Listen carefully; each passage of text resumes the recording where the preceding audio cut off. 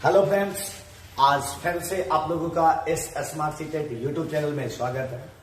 तो मेरे भाई, आज हम लोग आगामी सीटेट 2022 जो कि दिसंबर में एग्जाम होने वाला है, उसको मद्देनजर में रखते हुए कुछ क्वेश्चन को लेकर आप लोगों के बीच आए हैं।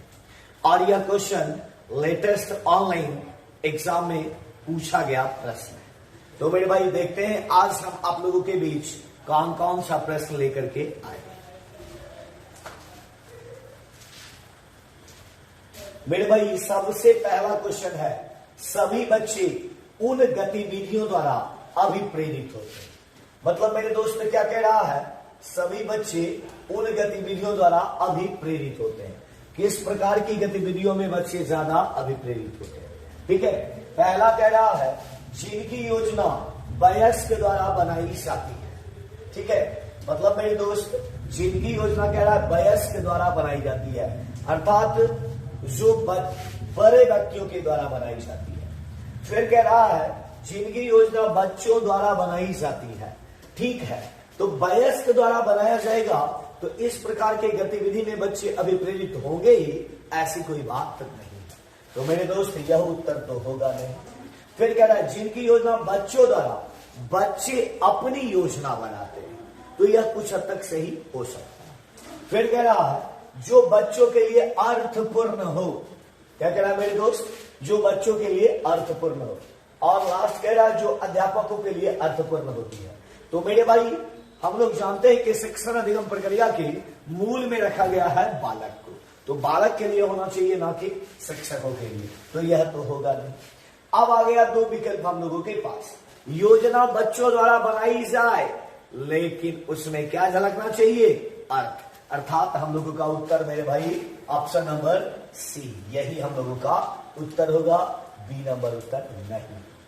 ठीक है, देखते हैं अगला क्वेश्चन क्या है। मेरे भाई, अगले क्वेश्चन की यदि बात करें तो कह रहा है कि प्राथमिक स्तर पर किसी गतिविधि या किसी खेल के लिए अनुदेशन दिया जाना चाहिए। तो मेरे दोस्त, अनुदेशन देने की बात करता है, तो किसमें आप अनुदेशन दीजिएगा? बच्चों के घर की भाषा या मातृभाषा में? यह तो एकदम उचित है, होना चाहिए। द्वितीय भाषा या अंग्रेजी में? मेरे दोस्त, सबसे ज्यादा महत्वपूर्ण किसी भी प्रकार की चीजों का अनुदेशन दीजिए, कुछ भी दीजिए, तो पहला होना चाहिए मातृभाषा, अर्थात यही हम लोगों का विकल्प हो गया। फिर कह रहा विद्यालय की भाषा या राज्य भाषा, दोनों नहीं होगी। शिक्षक की भाषा या अनुदेशन का माध्यम तो नहीं होगा, अर्थात विकल्प नंबर ए हो जाए। ठीक है, यदि हम लोग अगले क्वेश्चन की बात करते हैं तो देखते हैं कि अगला क्वेश्चन क्या आ रहा है। कह रहा है निम्नलिखित कथन के संदर्भ में कौन सा विकल्प सही नहीं है? मेरे दोस्त, क्वेश्चन आ गया नकारात्मक। कौन सा क्वेश्चन आ गया? नेगेटिव। कह रहा है कविता, गीत एवं मंत्र वे तरीके हैं जिनसे बच्चे, मतलब कथन सही नहीं है। कविता, गीत एवं मंत्र। कविता आप याद करते हैं, गीत को आप याद करते हैं, मंत्र को आप याद करते हैं। तो मेरे भाई, कविता, गीत और मंत्र ये सारा का सारा रटंत विद्या होता है। क्योंकि मंत्र को भी आप रटते हैं, कविता को भी रटते हैं और गीत को भी रटते हैं। ठीक है, तो मेरे भाई देखते हैं कि कविता, गीत एवं मंत्र वे तरीके हैं जिनसे बच्चे शब्द एवं वाक्य संरचना को रटते हैं।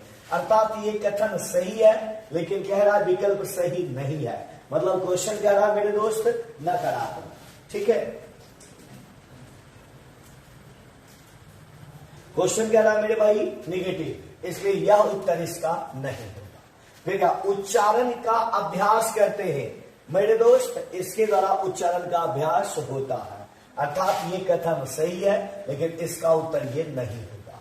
कह रहा है शब्द संपदा बढ़ाते हैं, इसके द्वारा शब्द संपदा बढ़ते हैं, एकदम सही है, लेकिन इस प्रश्न का उत्तर यह नहीं होगा। विषय वस्तु के माध्यम से व्याकरण सीखते हैं, तो मेरे दोस्त इसमें व्याकरण की कहीं से कोई गुंजाइश नहीं होती है, अर्थात यह कथन गलत है। विकल्प नंबर सी आपका उत्तर। ठीक है, यदि हम लोग अगले क्वेश्चन की बात करें तो देखते हैं शिक्षक बच्चों का आकलन करता है या करती है? आकलन अर्थात मेरे भाई मूल्यांकन होते हैं। यह ज्ञात करने के लिए कि कक्षा में कौन भाषा का सर्वोत्तम उपयोग करते हैं। तो आकलन करने का यह कोई उद्देश्य नहीं होता। ठीक है, फिर कह रहा यह पता लगाने के लिए कि बच्चों को सीखने में कहां कमी आ रही है। तो कमी का तो पता किया जाता है, लेकिन केवल कमी आने का पता नहीं, कमी आने के बाद सुधारने के लिए पता किया जाता है। तो यह विकल्प भी मेरे दोस्त नहीं होगा। बच्चों को उनके आगे के अधिगम के लिए सहायता प्रदान करने हेतु योजना बनाने के लिए। मतलब मेरे दोस्त क्या है, आप आकलन या मूल्यांकन क्यों करते हैं? तो मेरे दोस्त इसलिए आप आकलन या मूल्यांकन करते हैं कि आप उसकी कमी को पता कीजिए, फिर उसकी हिसाब से आप योजना तैयार कीजिए। कहा जाता है कि बच्चों की गलतियां शिक्षकों के लिए एक अवसर है, एक चुनौती है अपने शिक्षण शैली को सुधारने का, अपने शिक्षण विधि में सुधारने का।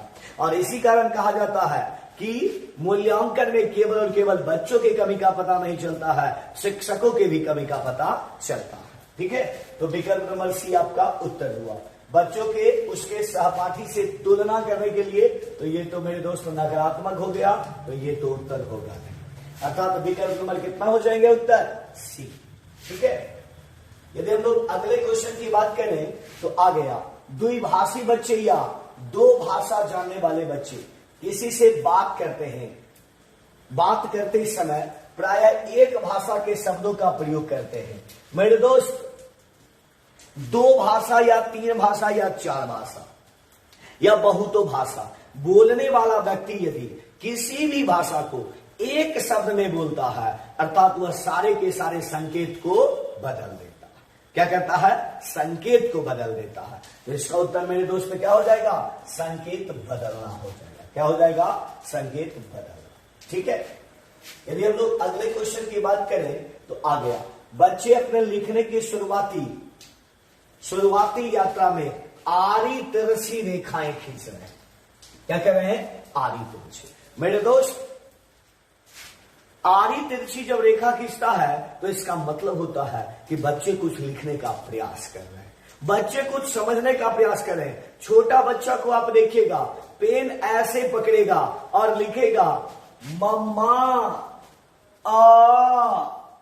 ठीक है, तो इस प्रकार की चीज को बच्चा लिखता है। तो बच्चों की समझ में यह मम्मा और यह आ ही है, आपके समझ में भले यह निरर्थक हो, लेकिन बच्चा आरी तिरछी रेखा खींचता है, इसका मतलब होता है कि बच्चा कुछ सीख रहा है। अब यहां मुद्दा है कि आरी तिरछी रेखा खींचता है, इसको कहते क्या है? तो मेरे दोस्त इसको कहते हैं कीड़म कांटे या स्क्रेबलिंग। क्या कहते हैं? कीड़म कांटे या स्क्रेबलिंग। इसका डेफिनेशन जहां तक पता है आप लोगों को होगा या नहीं ये तो पता नहीं है, लेकिन स्क्रेबलिंग वह घटक होता है जिसमें बच्चे या कोई भी व्यक्ति गंदा लिखते हैं, घसीट कर लिखते हैं। इसी को घसीट कर लिखना या स्क्रेबलिंग है। ठीक है, चलिए तो इसका उत्तर बाबू क्या हो जाएगा? विकल्प नंबर बी। यदि हम लोग अगले क्वेश्चन की बात करें तो आ गया निम्नलिखित में से कौन सा एक कौशल बच्चों को उनको हस्तलेखन विकसित करने में सहायता करेगा? तो भाई लेखन कौशल, और उसमें भी कह रहा है हस्तलेखन। हस्तलेखन लिखना एक सूक्ष्म गतिक कौशल है। कौन सा कौशल है मेरे भाई? एक सूक्ष्म गतिक कौशल है, सूक्ष्म गतिक कौशल। ठीक है, कौन सा कौशल है मेरे दोस्त? सूक्ष्म गतिक कौशल है। अब देखिए, और हर वह क्रियाकलाप जो सूक्ष्म गतिक कौशल से संबंधित होंगे वह लेखन में ज्यादा योगदान देता है। अब देखिएगा, अलमारी में कपड़ों को फैलाना बहुत बड़ी घटक हो गई, होगा नहीं। कुछ छलका देना नहीं होगा। तीली का उठाना हो सकता है, लेकिन इससे भी बेटर है धागों में मनके को पिरोना। सूक्ष्म का संबंध है, इसलिए विकल्प नंबर डी आपका उत्तर हो जाएगा। ठीक है, चलिए यदि हम लोग अगले क्वेश्चन की बात करें तो बाबू मेरे निम्नलिखित में से कौन सी भाषा की पुस्तक में चित्र के बारे में सबसे ज्यादा महत्वपूर्ण है? चित्र। अब मेरे दोस्त हम लोग जानते हैं कि प्राथमिक स्तर पर पाठ्य पुस्तकों में चित्र का योगदान होना चाहिए, चित्र का प्रयोग किया जाना चाहिए। और चित्र में भी कौन सा चित्र? आकर्षक चित्र। कौन सा चित्र मेरे दोस्त? आकर्षक चित्र। केवल चित्र नहीं होगा, हमको कहिएगा चित्र बनाने, केवल काला या उजला से पेंट कर देंगे। आप लोग बनाइएगा तो हो सकता है मेरे भाई आप लोगों का चित्र इतना भा जाएगा कि मन करेगा कि नजर के सामने और जिगर के पास रखें। ठीक है, तो चित्र भी बेहतर बनते हैं। तो मेरे भाई कह रहा है कि प्राथमिक स्तर पर चित्र, एक चित्र कितने शब्दों के बराबर होते हैं? 100 शब्दों के बराबर होते हैं। ठीक है, अब आते हैं यहां पर विकल्प में क्या देखते हैं?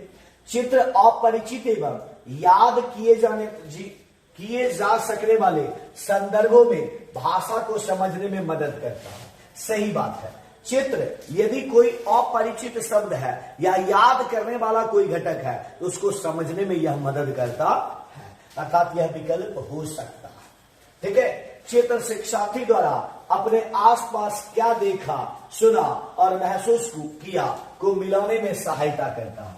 तो मेरे दोस्त थोड़ा बहुत तो मिलाने में सहायता करता है, लेकिन पूरी तरह से कहेंगे तो यह उत्तर नहीं होगा। बच्चों की दृश्य साक्षरता विकसित करता है। तो मेरे दोस्त दृश्य साक्षरता भी विकसित कर सकता है, लेकिन इससे ज्यादा महत्वपूर्ण यह नहीं है, इसलिए हम लोग इसको उत्तर कट करते हैं। चित्र बनाने वाले तथा शिक्षक की कला एवं सौंदर्य बोध की सराहना करते हैं। चलिए, कोई सराहना की बात नहीं है, अर्थात विकल्प नंबर ए आपका उत्तर हो जाए। ठीक है, देखते हैं मेरे भाई, कहानियां बच्चों को भाषा अधिगम का आनंद लेने तथा उनमें विकसित करने के लिए प्रोत्साहित करती है। क्या विकसित करने के लिए? तो साहित्य की सराहना विकसित करने के लिए। ठीक है, भाषा के रूप नहीं होगा, जीवन कौशल नहीं, गत्यात्मक कौशल नहीं। क्या उत्तर होगा मेरे भाई? विकल्प नंबर ए। ठीक है, चलिए, बच्चों में भाषा जैविक रूप से उपस्थित होती है। जैविक का मतलब मेरे भाई जन्मजात, जैविक रूप से उपस्थित होती है तथा वह भाषा बच्चों में ठीक उसी तरह विकसित होती है जैसे कि अन्य जैविक का। यह कथन किसने कहा? तो मेरे भाई जैविक योग्यता का संबंध किससे है? नाम चॉम्स्की से। विकल्प नंबर बी होगा। ठीक है, वाइगॉस्की की यदि बात करें तो इन्होंने समाज और संस्कृति की बात किया। इसका बात किया समाज और संस्कृति। स्किनर की बात करें तो इन्होंने अनुकरण का बात किया। किसका बात किया मेरे भाई? अनुकरण का। यदि आप चॉम्स्की तो बता ही दिए हैं। पियाजे की बात करें तो ये हो जाएगा आनुवांशिकता। क्या होगा मेरे वो दोस्त? आनुवांशिकता, और इसका हो जाएगा वातावरण। क्या हो जाएगा मेरे भाई? वातावरण। आनुवांशिकता और वातावरण दोनों होगा। और यदि हम लोग नाम चॉम्स्की की बात करें तो इन्होंने अर्जित या जन्मजात योग्यता की बात कहा। किसका कहा? अर्जित या जन्मजात। ठीक है, चलिए आगे क्वेश्चन हम लोग देखते हैं। प्रभावी रूप से व्याकरण पढ़ाने के बारे में निम्नलिखित में से कौन सा एक सही नहीं है? अर्थात क्वेश्चन मेरे दोस्त नकारात्मक है। व्याकरण जब आप पढ़ा रहे हैं तो क्या कीजिएगा? वास्तविक संप्रेषण के रूप में प्रस्तुत करेंगे, एकदम कर सकते हैं। संदर्भ के अनुसार व्याकरण को प्रासंगिक नियम बता सकते हैं। ठीक है, उसके बाद यह भी हो सकता है कि व्याकरण को संदर्भों में बताना चाहिए, कथन सही है। वास्तविक जीवन में संप्रेषण के समान अभ्यास करने के अवसर देना, एकदम दे सकते हैं। नियम को रट कर तथा अभ्यास करके व्याकरण सीखना, रट कर किसी भी चीज को सीखा नहीं जाता। अर्थात ये क्वेश्चन कह रहा है कौन सा नहीं है? ये सारा क्वेश्चन सही है, इसलिए यह उत्तर इस प्रश्न का नहीं होगा। ये सारा उत्तर इसके लिए गलत हो जाएंगे और ये प्रश्न इस क्वेश्चन का उत्तर हो जाएगा। ठीक है, चलिए आगे हम लोग क्वेश्चन को देखते हैं मेरे भाई। निम्नलिखित में से किस पर साक्षरता अर्जित करने में कुशलता होनी चाहिए? तो मेरे दोस्त, किस पर साक्षरता अर्जित करने में कुशलता, किन चीजों पर आप ज्यादा जोर दीजिएगा? ध्वनि विज्ञान संबंधी जागरूकता, मेरे दोस्त ध्वनि की बात नहीं होती है। दृश्य शब्दावली एवं प्रतिमान पहचान हो सकती है। फिर कह रहा अर्थापान करना एवं भाषा की समझ, अर्थात सबसे महत्वपूर्ण है कोई भी चीज आप प्रयोग कीजिए तो वहां पर अर्थापान की व्यवस्था, अर्थात अर्थ की बात किया जाए। ठीक है, चलिए आगे देखते हैं मेरे भाई। शिक्षा में भाषा अधिगम की प्रक्रिया को बढ़ावा देने के लिए तकनीकी का प्रयोग करना क्या कहलाता है? आईटीसी कहलाता है। क्या कहलाता है मेरे दोस्त? आईटीसी कहलाते हैं। ठीक है, चलिए विद्यार्थियों के अधिगम के आकलन के लिए उपयोग की जाने वाली स्कोरिंग मार्गदर्शिका। मेरे दोस्त, आप लोगों के मन में उठता होगा कि आकलन के लिए उपयोग की जाने वाली, यहां होना चाहिए था पोर्टफोलियो। यही मन में आप लोग को डाउट उठता होगा कि सर पोर्टफोलियो होना चाहिए। ठीक है मेरे दोस्त, सही बात है कि आकलन करने के लिए पोर्टफोलियो महत्वपूर्ण है, उसी के आधार पर होता है। लेकिन अभी हम लोगों के विकल्प में पोर्टफोलियो नहीं है, और पोर्टफोलियो और अभी जो उत्तर होगा उसमें आकाश जमीन का अंतर है। इसका उत्तर मेरे दोस्त होगा रूब्रिक्स। क्या होंगे? रूब्रिक्स। ना तो नाम सूची होगा, ना अनुसूची होगा, ना क्रम निर्धारण। इसका उत्तर क्या होगा मेरे भाई? रूब्रिक्स होगा। रूब्रिक्स अमेरिका में प्रयोग किया जाता है। कहा किया जाता है मेरे दोस्त? अमेरिका में प्रयोग किया जाता है। इसमें ग्रेडिंग सिस्टम होते हैं। क्या होते हैं मेरे दोस्त? ग्रेडिंग सिस्टम होते हैं। ठीक है, इसमें जो मेरे दोस्त होता है, इसमें जैसे आप लोग देखे होंगे, सारे लोग ट्रेनिंग किए हैं, आप लोग का एक छोटा सा इंटरव्यू टाइप का एग्जाम होता है, तो उसमें आपको मार्क्स मिलते होंगे A+A, B+ और B। तो मेरे दोस्त ये वाला जो टाइप का है मूल्यांकन, ये किसके अंतर्गत आते हैं? रूब्रिक्स। इसको स्कोरिंग मार्गदर्शिका कहते हैं। ठीक है, इसको क्या कहते हैं? स्कोरिंग मार्गदर्शिका। यही स्कोर होता है। क्या होता है? स्कोर। पोर्टफोलियो अभिभावक और शिक्षक दोनों के द्वारा बनाए जाते हैं, लेकिन स्कोरिंग मार्गदर्शिका अर्थात रूब्रिक्स का निर्माण केवल शिक्षक है। ठीक है, चलिए यदि हम लोग अगले क्वेश्चन की बात करें तो अगला क्वेश्चन है, व्याकरण अनुवाद विधि अधिक बल किस पर देती है? मेरे दोस्त, व्याकरण का प्रयोग करने से भाषा शुद्ध होता है, भाषा सुंदर होता है, भाषा नियम के अनुसार चलते हैं।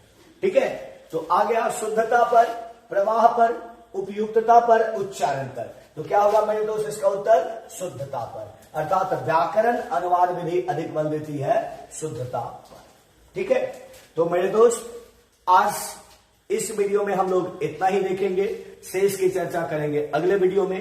तो जाते जाते यदि मेरे भाई इस चैनल से समझ रहे होंगे, आपको यदि समझाने का तरीका बेहतर लगा होगा, जुड़ना चाहते हैं, और यदि अभी तक सब्सक्राइब नहीं किए हैं तो चैनल को सब्सक्राइब करें, लाइक करें और दोस्तों में शेयर जबरदस्त करें। तो मेरे भाई फिर मिलते हैं अगले वीडियो में, तब तक के लिए धन्यवाद।